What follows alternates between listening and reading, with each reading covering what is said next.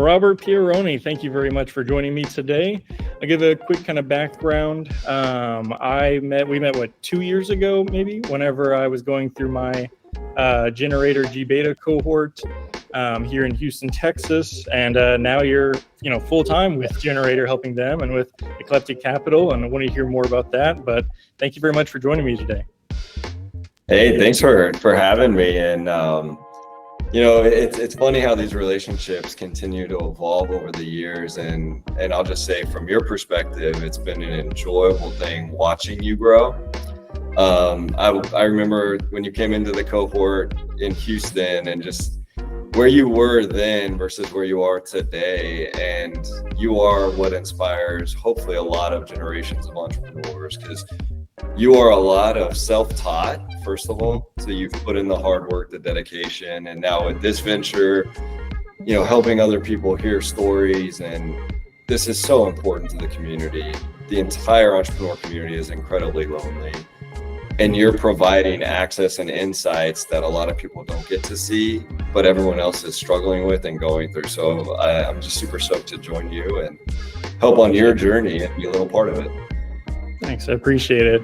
We actually just finished up a new demo video that we created 2 versions of it. One kind of shows where we're at, and it's for the public. But another one we created was specifically to show, like, from 2022, 2023 to now in 2024, the progress that we've made in development. And you're right, I taught myself how to develop in RPG Maker, and then Unity, C#, JavaScript, all this. And it's been one day at a time. But it's cool to see the progress, and you don't see it on the day-to-day. But when you look back, 6 months, you're like, oh, I did that.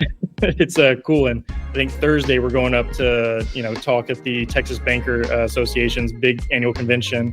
So excited to meet a bunch of bankers and find some partners to get EYF, the current startup, across Texas and hopefully the rest of America. But that's a conversation for another time. Today we're on Vagabond mode.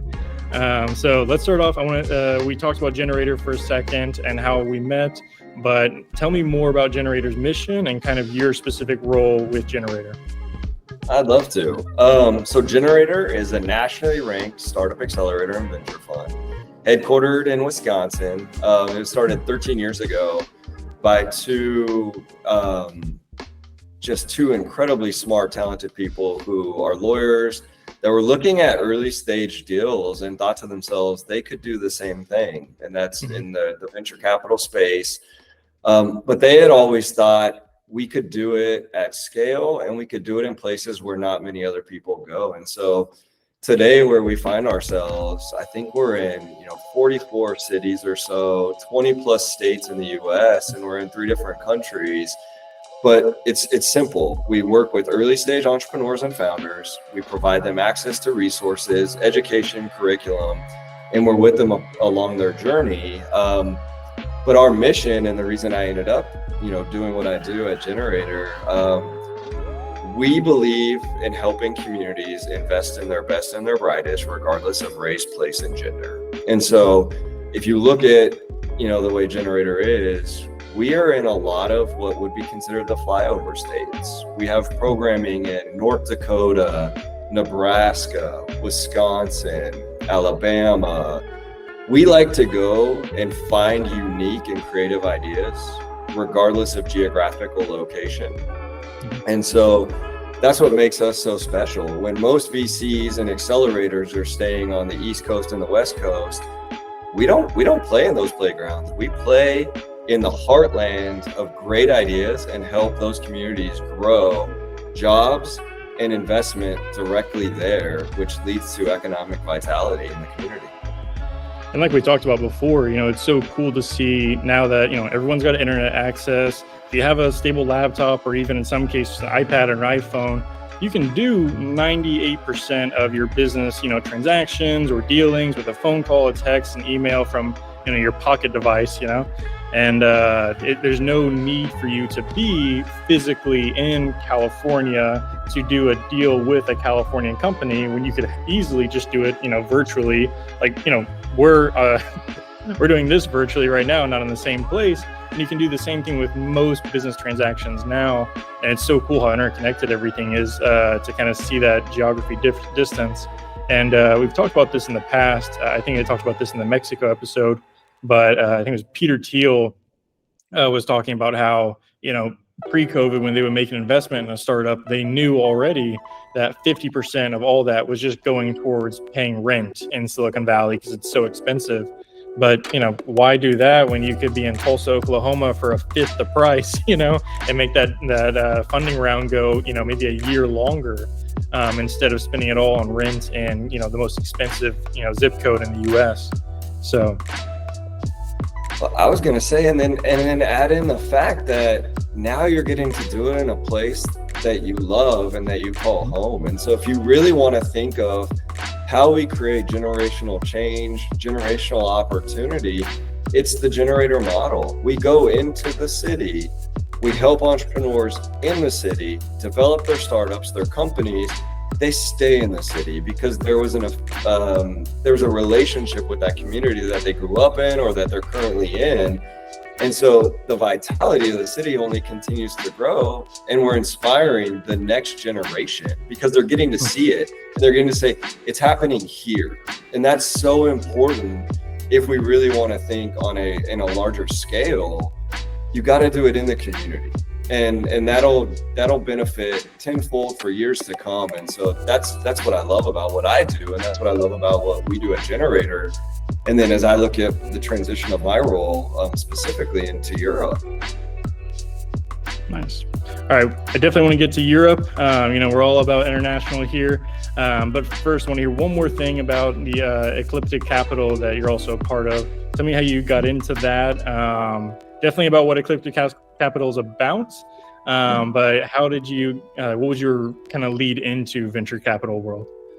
Oh man, my lead into specifically Ecliptic Capital, and I'll tell you a little bit about what they are.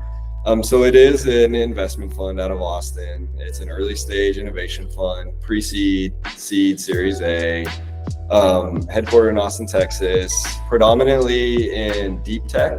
So a lot of climate tech, material science, energy, medical device as well. And so really it's looking at transformational technologies that are helping the betterment of the world. And my story with them is actually really funny. So it actually came from a dear friend of mine who was running a startup accelerator and asked if I would just meet with some really nice guys out of Austin, Texas. And I think, me, I'm willing to help anyone. And so I said, yeah. And so they came, met with me, and the story goes, I just kept asking them, how can I help you? Like, what can I do? I'm a steward of the community. I love building ecosystems, and I just want everyone to do, the best they can. And I'm willing to help anyone.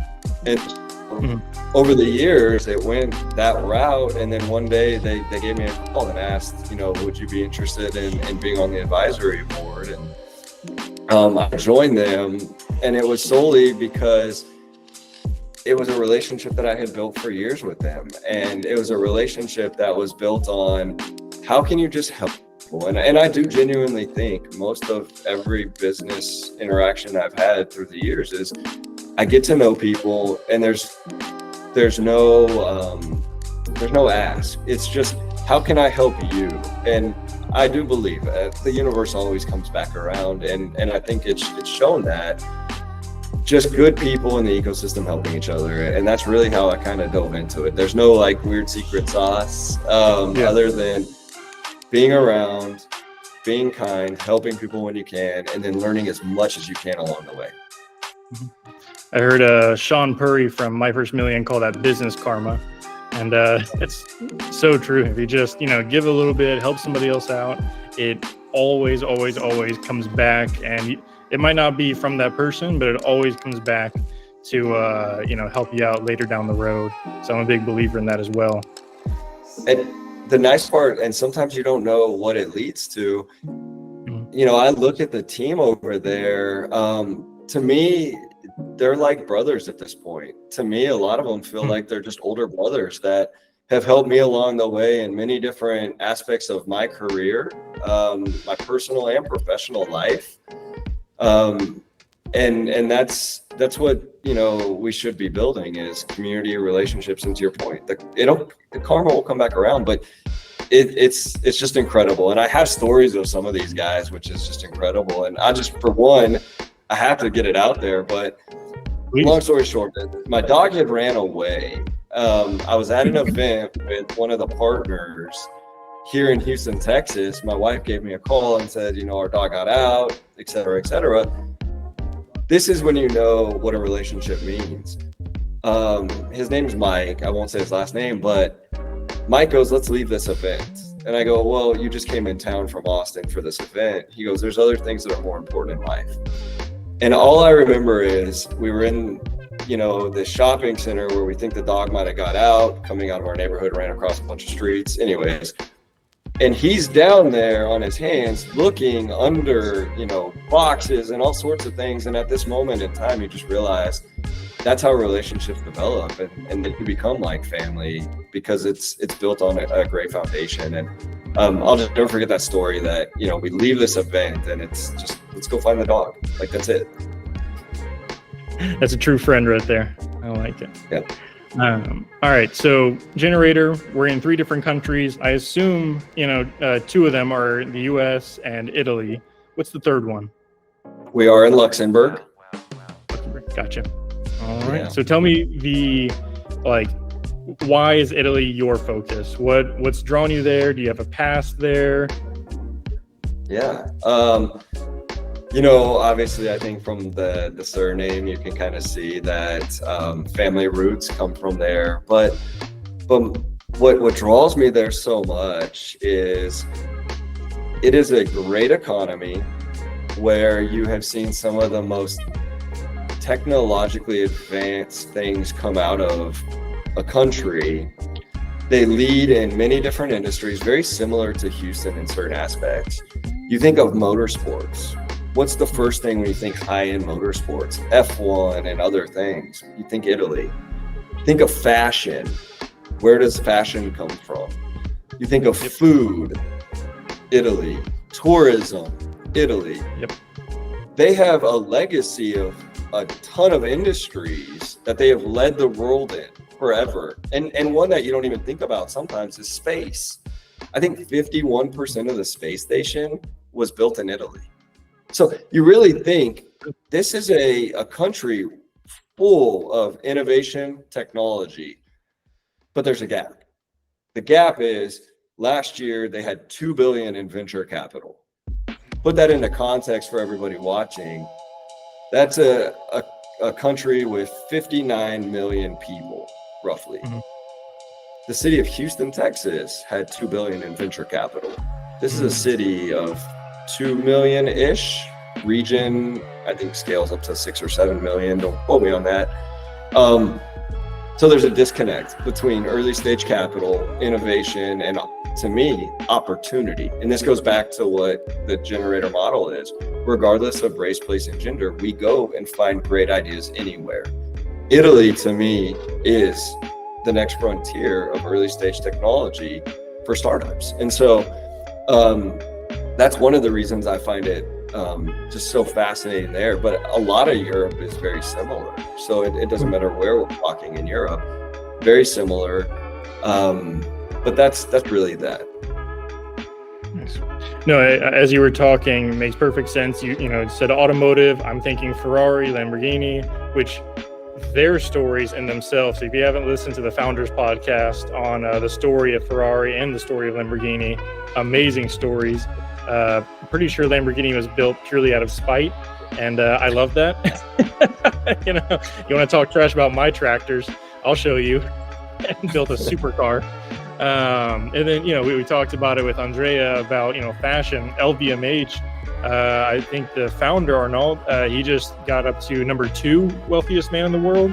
Off, you know, you think number 1, it's Elon Musk going to space. And then now number 2 is, you know, high-end luxury fashion. And I'm like, what? You know, it's cool because I never would have expected that, you know? And then very much so, I had no idea about the space, you know, launch pads being made in Italy. So that's huge. You know, we're Houston, we're Space City. So you gotta. But I love that, y'all are in there. And I can definitely see why the passion is there and why things are changing. So talk to me more about that disconnect between these small businesses that become large corporations and the mindset of maybe an entrepreneur that's more technology focused. Because we're definitely going through that transition. Well, we have been for the last 20 years, but now it's just becoming common that everyone has a smartphone, everyone's got internet access, everyone's got, I'm going to start calling this education access, because you can learn basically everything you could learn in college from YouTube or Coursera or Udemy. So now that everyone has access to this, what's kind of that disconnect? And we'll start there, and then I want to go into, why isn't there more VC? But we'll start with kind of like, what's the mindset of the entrepreneur in Italy and Europe abroad, and why aren't they taking a similar route to maybe entrepreneurs in the US? Oh, no, that's a good question, and I had a few different answers that I was thinking through, but the one that I'll sit through first is the clearest for me, and there is a cultural mindset difference between Europe and the US when it comes to entrepreneurs or founders, startups, small business owners, etc. We in the US, we are what I would consider a more risky or risk tolerant culture. We are very risk tolerant, meaning if you create a startup and fail in the US, do people look at you differently? They do, but typically they look at you in a more positive light of like, you put yourself out there, you risk something, and you know what, it didn't work, but you took that leap. Mm-hmm. That's kind of a very US centric culture. It is fail until you don't, right? I think I've heard that before. Europe is a much more conservative culture. Specifically, Italy is much more of a conservative culture. Great entrepreneurs. I've met so many incredible entrepreneurs in Italy. However, what you don't see is that same risk appetite. And so a lot of early stage companies or people who could be entrepreneurs are still working within corporations. A lot of corporations don't spin out different technologies into subsidiaries or other ventures solely on, they don't want to be perceived as failing in something because it's very different. And so I think that's one of the biggest, the mindset of culture is risk tolerant versus risk adverse. And so to me, that is the one thing that needs to be unlocked. With Generator, I'll use Generator as an example. My vision is to have, you went through Generator, is 13 to 14 programs in Italy in the next year or two, where we are helping to unlock this new entrepreneurial mindset and really start to bring this, because there's so many incredible technologies that are sitting there waiting to be commercialized, but there needs to be some of the support infrastructure that's currently missing. Yeah, I like it. Well, before we go to VC, I actually want to dive in deeper on that. You said, 13 or 14 programs. What would that look like in Italy? We talked with Andrea about, Milan, Rome. There's a few more kind of main hubs that most, U.S. citizens that have, looked into, vacationing in Italy would, hear about. Where would those be? What would those programs look like? And what would be your kind of strategy to reach out to those people? Because, it sounds like, especially in the US, if you're going to be an entrepreneur, we kind of have these hubs of Silicon Valley and Austin and a few others. But, what would your strategy be to find the entrepreneurs all across Italy? So kind of three-part question. Three-part question. I love it. First, Andrea is amazing. I'll just say that. He came through the Generator program, very successful entrepreneur, and he's been a champion of ours. I'll just say that. Generator expanding to Italy.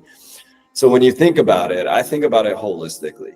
So we go everywhere because everyone needs access to those same resources. So if I'm working my way from the south to the north, we're having conversations in Sicily.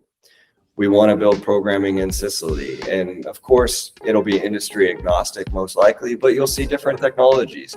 You have a big concentration of agriculture. So I think you'll see a big concentration of ag tech there.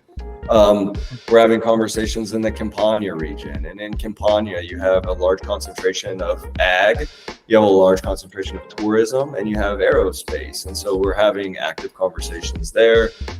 Moving over into Apulia, you have similar. It's agriculture, it's in the south, it's got a port city, so there could be technologies related to logistics in a port. You have a spaceport, so there could be things along those lines. And as you work your way up the country into Rome, of course, you can have everything from sports tech to ag tech, you name it. I've seen fashion tech coming out of there. So we're having conversations there, and I'll explain how we're doing this a little bit more in a second.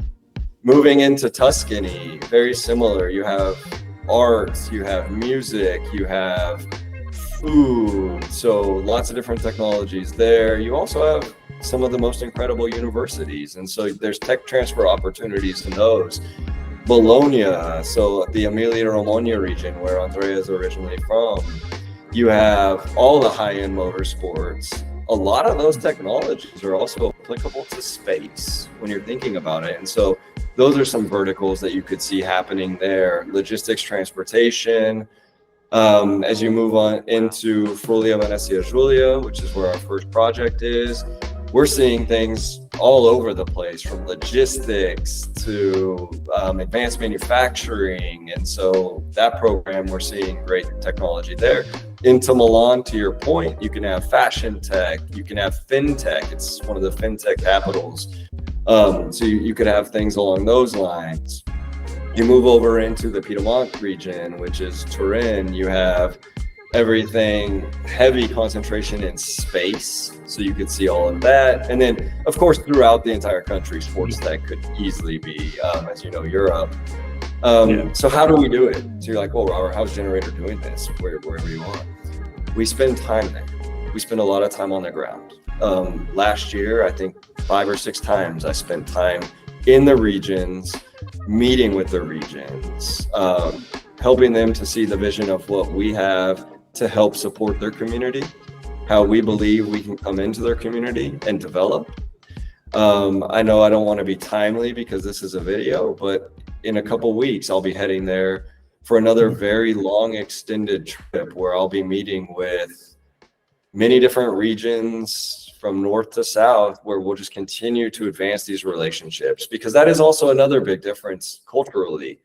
US versus Europe, it's much more relational. And so transactions happen through relationships, where I think more in the US, transaction happens through business. And so people see a clear ROI, they're more willing to do business. I think in Europe, in Italy specific, developing relationship, showing them that you're part of the community. You're not just coming in with the solution, but you actually want to be there and you want to establish that relationship for long term. I like it. That makes perfect sense. I'm glad you explained the difference between, relationship versus business culture. That actually makes a lot of sense, and especially in these other countries. So I want to, take a step back, like we talked about a second ago. What are some of the differences you see between, venture capitalists, angel investors, just investors in general, and even kind of bankers who might be giving business loans in the EU versus the US? Oh, that's a good question. And it's going to be very similar to what you've already heard on certain other aspects. Because it is cultural. I think there's just cultural differences. Risk appetite. I would say risk appetite for investing in the US is, we've seen it. There's a reason why there's so much capital deployed in the US. People are willing to take risks at early stages across many different verticals, regardless if they understand it or not. I would say historically, and I think the shift is changing, but in Europe, it's a little more risk adverse. And so I think they look for things a little bit differently. I would say market structure as well. I would also say access to market. From an investment perspective, the US, the GDP, you're investing in companies that have access to the largest market in the world. When you're looking at Europe, there's also a part of that needs to be, well, where is their customer acquisition going to come? And it's most likely going to, hopefully be part of the US in their strategy. Regulatory environment is very different. So there's lots of these little key components that play into that. And then, like I said, there's a cultural differences. But what I would say, and what has me just so excited about Europe in general, is I am watching so many incredible VCs coming out and investing. I'm seeing regions, governments, I'm seeing investment banks and corporations, and I feel like it's just unlocking, and everyone is running full steam at this, which is so exciting. I'm incredibly bullish on Europe and what I'm seeing there, and I think it's just a really good time to be there. And it feels like there's this momentum shift. I don't know how to explain it, but it's exciting. Yeah. Hey, your boots on the ground over there, so I would trust your opinion.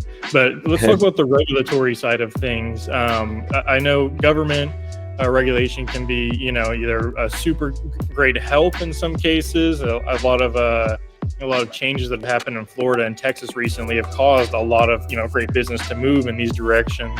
And that also works on the country, scale as well. And, when it takes like 24 hours to get an LLC from Delaware, versus the months of paperwork it might take in some of other countries. What's the current kind of like legal and regulation hangups that Italy's having versus, pros that they're doing that the US should adopt? You kind of set me up here on this was a tough question. What I would say, first and foremost, it's hard to do business in any country that's new to you and unique to you. I don't think there's hangups necessarily. There's different rules and regulations that I think are nuanced that do have a timing structure difference. The US is very similar. So I don't think that is really the hang up. What I would say regulatory wise is there's just steps and processes that you have to go through. So I don't want to say anyone's doing better or worse. Okay. Because I don't believe so. I've met incredible people in every region in the world, but in Europe, that want to help progress things as fast as possible. And so I would just say, regardless of the regulatory side, everybody is running full steam. They all want to be just as helpful. So I don't know if I can point to specific things, to be honest with you. I mean, it's better than a lot of other places, so I'll take that. And actually, I would like to look more into the kind of regulatory side of, one, the EU as a whole, and then two, kind of break down these countries.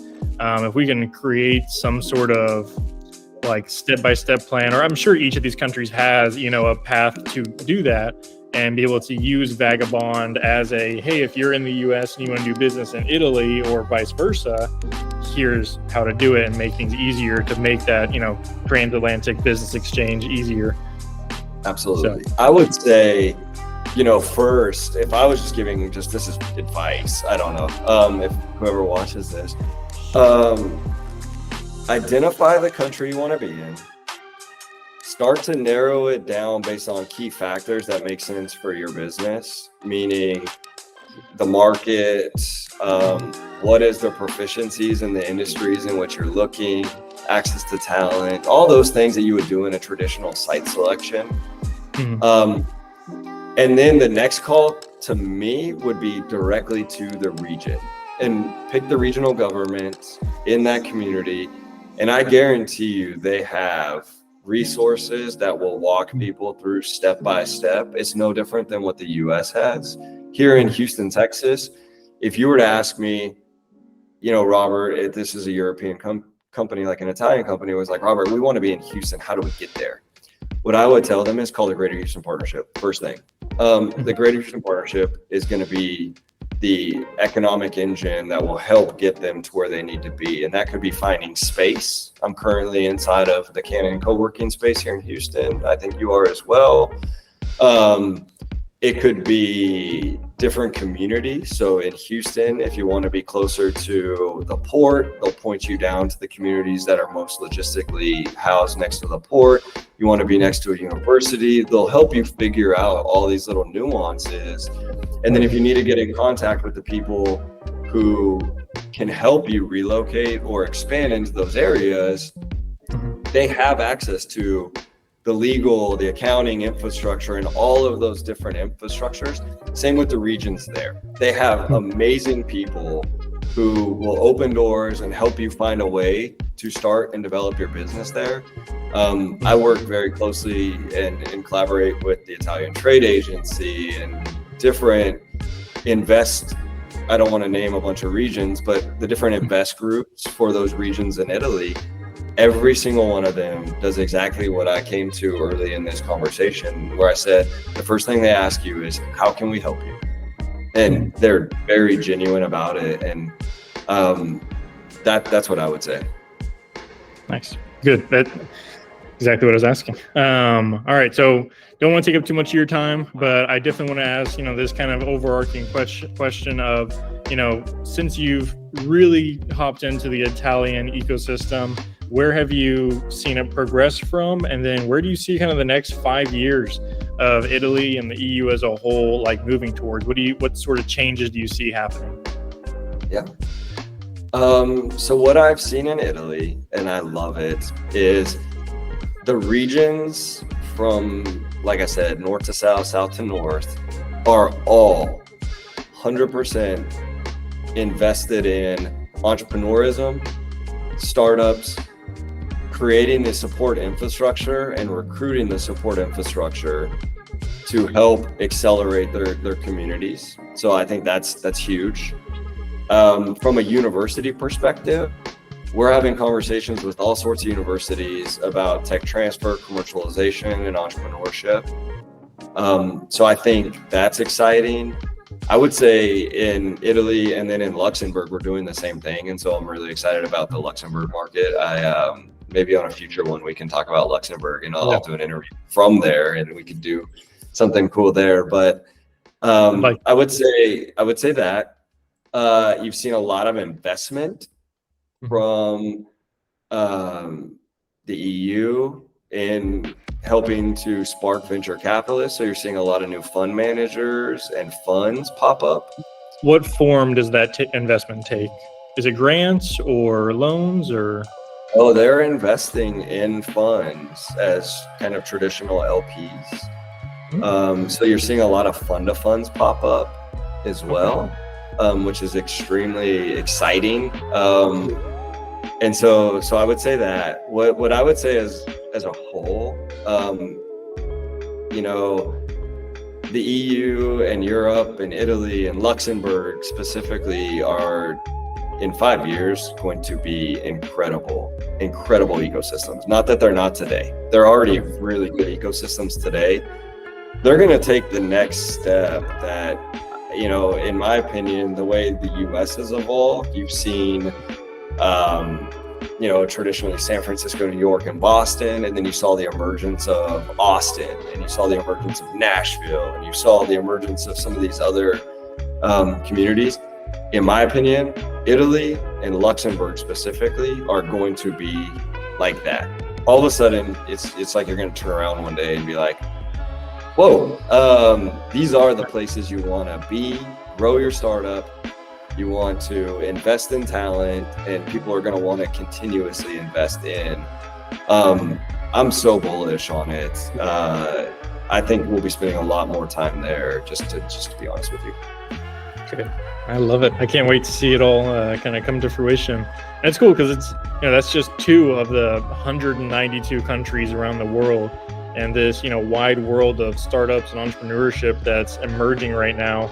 Where, like we talked about before, you don't have to be in Silicon Valley anymore to build a huge startup or build, something that could change the world or something that could, change an individual's life. Who knows?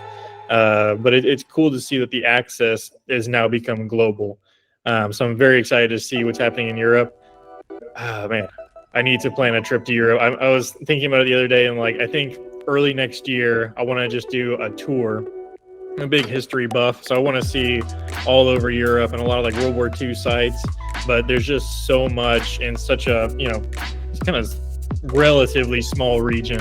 If you ever seen a picture of like Europe put over the US, it's like I can take a train between all these different countries. So I definitely want to plan like a month, maybe 2-month trip around Europe to just see everything and meet these founders and see what's happening and what's changing and all the new technology that's happening.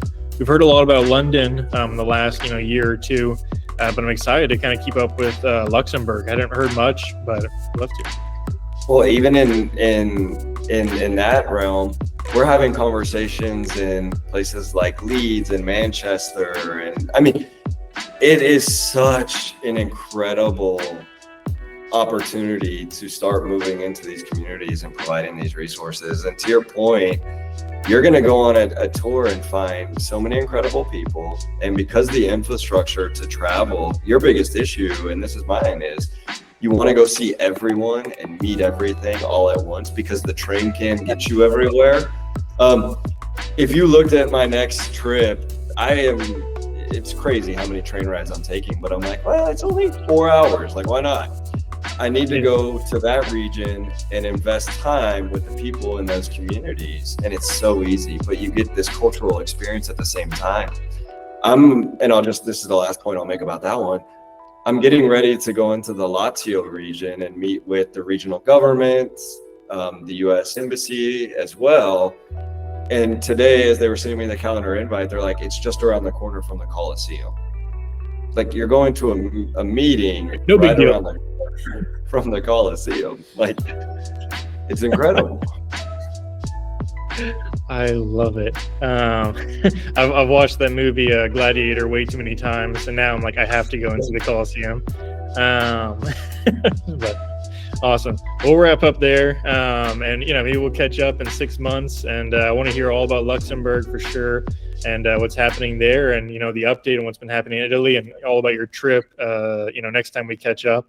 And I'll tell you about my trip.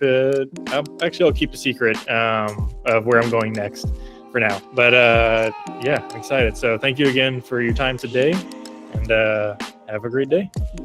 Thank you. Talk soon.